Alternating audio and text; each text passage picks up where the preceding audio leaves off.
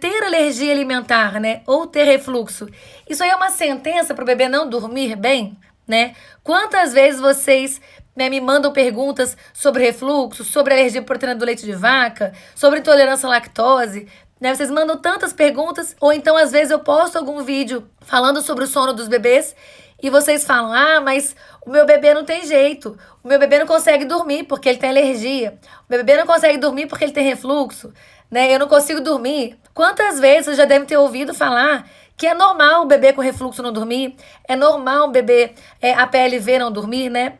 Para quem não sabe, gente, para quem tá chegando por agora e ainda tá aprendendo aqui as coisas sobre as nossas siglas, as informações e sobre o sono, APLV significa alergia à proteína do leite de vaca, tá?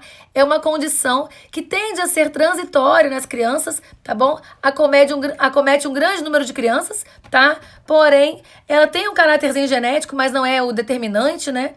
Mas tem caráter genético também. Então, geralmente, algum outro membro da família, tá? Do próximo, do ciclo ou não, tem algum grau de alergia também, seja alergia a outras coisas, né? Alergia a poeira, alergia a ácaro, né? Alergia a cheiros, mas rinite e outras alergias, mas também tem chance de ter alguém APLV por perto aí, tá? Embora, né, o APLV ele desapareça aí com o passar do tempo, é importante que vocês saibam que, né, a infância ali, o primeiro ano, segundo, até o terceiro ano de vida, é o momento mais comum mesmo da gente ter uma criança com APLV que manifeste sintomas que, de fato, atrapalhem a vida daquela criança, né? Que tragam prejuízos à saúde e ao estado emocional daquela família toda. Lembrando que o refluxo ele pode ser um refluxo fisiológico ou ele pode ser um refluxo patológico. O refluxo fisiológico, que é aquele normal das crianças, né? Aquele todos os bebezinhos ali, ou pelo menos 60% dos bebezinhos até o sexto mês de vida vão ter, né, em algum momento, algum grau de refluxo, né? Mas é um refluxo que não traz prejuízo à vida desse bebê, que não traz prejuízos ao ganho de peso, né? Então, os bebês que golfam, tranquilo, bebês golfam mesmo.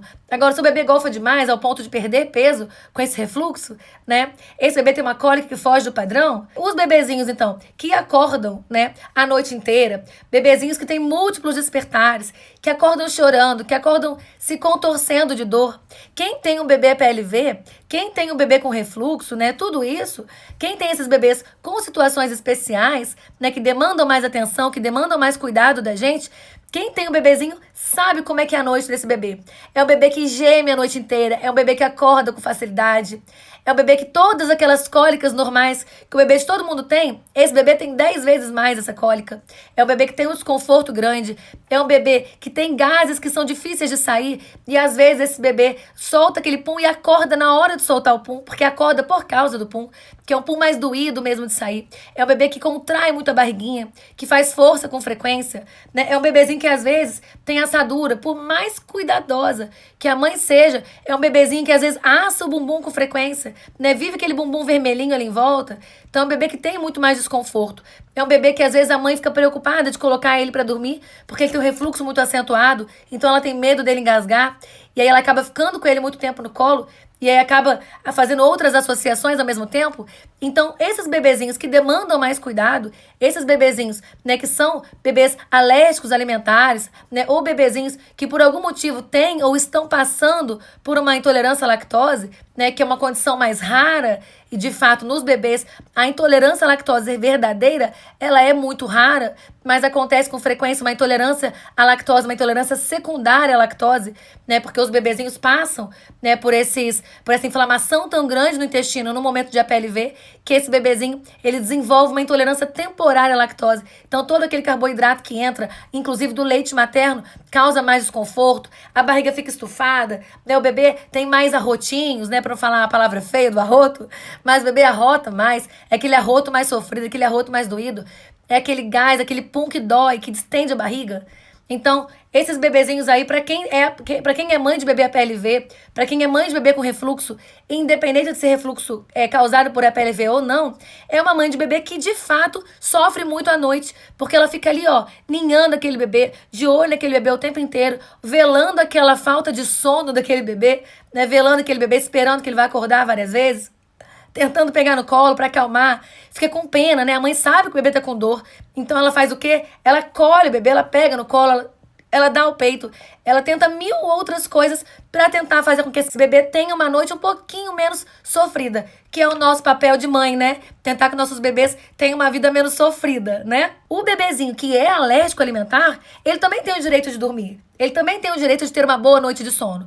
Precisamos estabilizar esse bebê. A gente não consegue separar o sono de uma alergia alimentar, né? A gente não consegue separar o sono da alimentação, melhor dizendo, em nenhuma das suas formas. Nem os bebês que não têm alergia, nem os bebês que têm. Mas os bebês que têm alergia alimentar, eles precisam ser bem acompanhados, com toda certeza. Por que eu falo sempre do refluxo, gente? Junto com a alergia à proteína do leite de vaca, tá? O que acontece? Quando os bebezinhos têm uma manifestação de um refluxo acentuado, tá? A gente não consegue, lá no comecinho da vida deles, a gente não consegue separar se esse bebê tem refluxo simples e puro, refluxo patológico, ou se esse bebê tem uma alergia à proteína do leite de vaca e, consequentemente, tem o refluxo como sintoma da alergia à proteína do leite de vaca. Então, no nosso primeiro passo lá, para os bebês que têm refluxo também, tá? Nesse diagnóstico ainda fazendo a parte clínica ali de descobrir o que esse bebê tem, se esse bebê tem só refluxo, se ele tem a alergia à proteína do leite de vaca que está causando refluxo, né? Quando o bebezinho está ali com a manifestação inicial de um refluxo exagerado, a nossa primeira conduta é a mesma conduta de quando, por exemplo, a gente encontra um bebezinho com sangue nas fezes, um bom estado geral, apresentando sangue nas fezes. Um bebê que fez fórmula dentro do berçário, um bebê que a mãe está se alimentando de uma dieta rica em leite derivados. Esse bebê tem sangue nas fezes e o bebê tem refluxo. Primeira coisa que a gente faz para esse bebê do refluxo é a mesma coisa que a gente faz na suspeita da PLV, que é a retirada do leite de vaca e derivados da dieta materna, se esse bebê mama leite materno exclusivamente. Mesmo que esse bebê nunca tenha usado, nunca tenha experimentado, em momento algum da sua vida, nenhum desse bebê tenha feito a fórmula artificial, sim, com toda certeza, bebês que mamam só seio materno, desde o nascimento, desde a primeira hora de vida até grandinho, mesmo assim, eles têm chance de ter uma alergia à proteína do leite de vaca, passado pelo leite materno, tá? Então, não é uma coisa não exclui a outra. Um bebê que mama só peito, ele também pode ter alergia. Se esse bebê tá tendo refluxo acentuado e ele mama fórmula infantil, a gente faz outros passinhos antes. A gente reduz as mamadas, aumenta a frequência para poder manter, né, o aporte calórico desse bebê, mas a gente não deixa ali, né, se for seio materno, de tirar o leite de vaca e derivados da dieta materna também para os bebês com refluxo acentuado. É muito importante que vocês entendam o bebê, né, com alergia alimentar, entendam o bebê APLV, um bebê que tem refluxo, como um bebê que consegue sim dormir a noite inteira. Não é uma sentença. Ah, não, desisto, meu bebê tem alergia e não vai dormir. Muito pelo contrário. É justamente porque seu bebê tem alergia que você precisa cuidar desse bebê, precisa estabilizar esse bebê para que ele consiga dormir em paz, para que ele consiga ter uma noite confortável, né? Não é você só pegar esse bebê no colo, né, que é o que a gente faz, né? Qual que é a reação de nós mães? Né? Tentar acalentar, tentar pegar, tentar resolver com amor. Né? Amor ajuda muito, gente. Amor sozinho não resolve a alergia à proteína do leite de vaca. Amor sozinho não resolve o refluxo, não resolve o desconforto desse bebê. Então nós precisamos de ajuda, tanto para resolver esses sintomas da alergia à proteína do leite de vaca, para resolver o refluxo, mas precisamos de ajuda para ajustar o sono desse bebê de um jeito que ele não seja instalado de associações negativas, que a gente não enche esse bebê de associações negativas quando o que ele não precisa é uma associação negativa.